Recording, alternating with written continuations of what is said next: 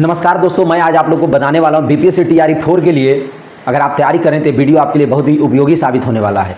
आपको मैं 5 गलती बताऊंगा जो आप कर रहे हैं, हमें विश्वास है अगर वो आप कर रहे हैं तो फिर आपको असफलता का मुंह देखना पड़ेगा। क्योंकि एग्जाम में बैठ रहे हैं सभी लोग, 5-5 लाख लड़का एग्जाम में बैठेगा तो उसमें सबको नौकरी, बहुत सारे लोग असफल भी होंगे। तो असफल होने वाले गलतियाँ क्या करते हैं वो आप सुन लीजिए, और जो इन गलतियों से बचते हैं वही सफल होकर के निकलते हैं। आराम से वो क्वेश्चन अच्छा से अटेम्प्ट करके आते हैं और उनका चेहरा खिला हुआ होता है और लास्टली उनकी नौकरी हो जाती है। और जो इन गलतियों को करते हैं, जो अभी बता रहे हैं, वही सब 2 नंबर 4 नंबर से 10 नंबर से छट जाते हैं, एग्ज़ाम डिस्क्वालीफाई कर जा सफल हो जाते हैं। तो आपको गलतियाँ मैं बताने वाला हूँ कि इन गलतियों से कैसे बचना है वो सब कुछ अभी बताऊंगा। आप लास्ट तक बने रहिएगा। अगर ये वीडियो आपको लग रहा है कि सही में आपके लिए उपयोगी है तो चैनल को अभी तुरंत सब्सक्राइब कर दीजिए, वीडियो को लाइक कर दीजिए। अब हम बात करने वाले हैं। सबसे पहले आप टाइम मैनेजमेंट तरीके से नहीं करते हैं। आपको टाइम मैनेजमेंट करना आना चाहिए। आप लोग क्या करते हैं, आपका एग्जाम में जीएस, कोई बच्चा जीएस पे बहुत ज़्यादा फोकस कर रहा है तो कोई सब्जेक्ट पे बहुत ज़्यादा फोकस कर रहा है, कोई जीएस पढ़ ही नहीं रहा है। ये टाइम मैनेजमेंट का मिस्टेक है। आप गलती करें, आपसे टाइम मैनेज नहीं हो रहा है, आप परेशान भी होंगे टाइम मैनेजमेंट को लेकर के। तो मैं अभी एक अच्छा टाइम मैनेजमेंट पे आपको बता रहा हूँ। अगर आपको 5 घंटे की तैयारी अगर आप कर रहे हैं, 5 घंटे कम से कम अगर आप 5 घंटे पढ़ रहे हैं तो आप सोच करके चलिए दोस्तों, आपको अपना सब्जेक्ट पे 3.5 घंटा देना है और 1.5 घंटा आपको अपना जीएस पे देना है। दोनों को पढ़ना है ना कि छोड़ देना है, तो दोनों पे फोकस करना। अगर आप पीआरटी के हैं तो आपको सारे सब्जेक्ट पे ध्यान देना होगा, ये नहीं कि कोई छोड़ दिए। पर हाँ, जब आप पढ़ रहे हैं तो एक बार में 2 ही सब्जेक्ट को लेकर के चलिए। अगर आप पीआरटी के स्टूडेंट हैं तो अगर आप हिस्ट्री पढ़ रहे हैं तो हिस्ट्री और ज्योग्राफी को एक साथ लेकर के चलिए। ये दोनों पे 2.5 घंटा का समय दीजिए, 5 घंटा हो गया।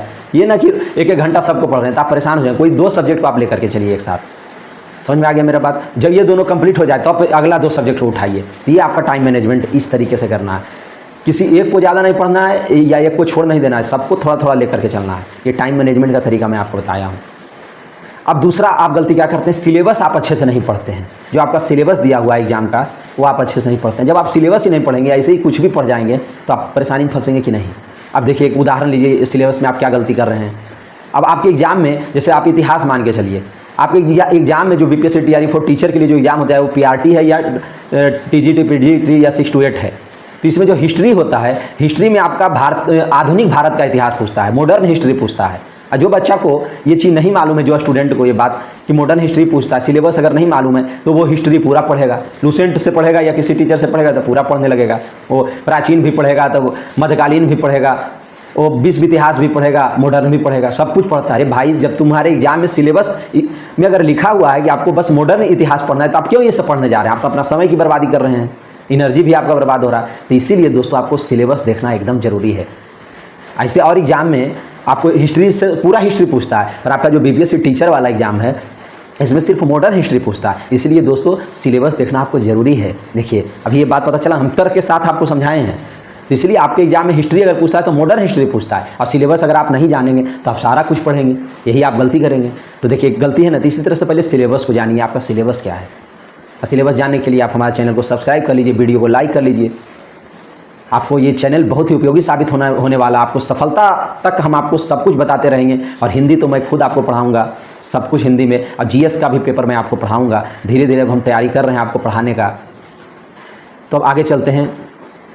तो अब आपको ध्यान देना, ये तो सिलेबस बता दिए, टाइम मैनेजमेंट बता दिए, 2 गलती आप कर रहे थे दोनों पे बता दिया। अब तीसरी गलतियाँ आप क्या कर रहे हैं, प्रीवियस ईयर क्वेश्चन नहीं देखते हैं आप। प्रीवियस ईयर क्वेश्चन आप कहेंगे सर मेरे पास तो है ही नहीं है, हम कहाँ से लाएं प्रीवियस ईयर क्वेश्चन। तो आप मेरे टेलीग्राम चैनल से जुड़ जाइए, डिस्क्रिप्शन में लिंक दिया हुआ। अगर आपको नहीं मिलता है लिंक तो आप हमें कमेंट करके बताइए, हम आपको स्पेशली भेज देंगे, आपको हम सेंड कर देंगे लिंक।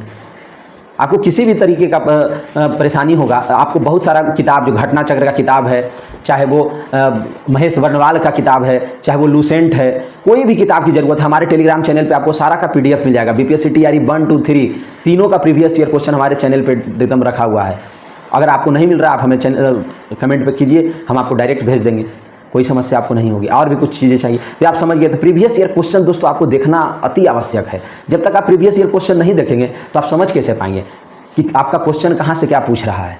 तो प्रीवियस ईयर क्वेश्चन आप एक नज़र देख लीजिए, उसके बाद आप तैयारी करना स्टार्ट कीजिए। तब आपको पता चलेगा दोस्तों कि आपको क्या पढ़ना है और क्या छोड़ना है। मेरा बात समझ। अब देखिए आप अपना प्रीवियस ईयर क्वेश्चन देखिएगा तो आपको बहुत सारा चीज़ ऐसा पता चलेगा। जैसे आपके एग्जाम में जैसे कि आपको साइंस अगर आप पढ़ते हैं तो साइंस में आपको पता चलेगा कि हाँ ये चीज़ें पूछा जा रहा है।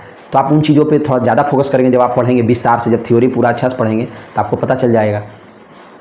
ये बात आप समझ गए।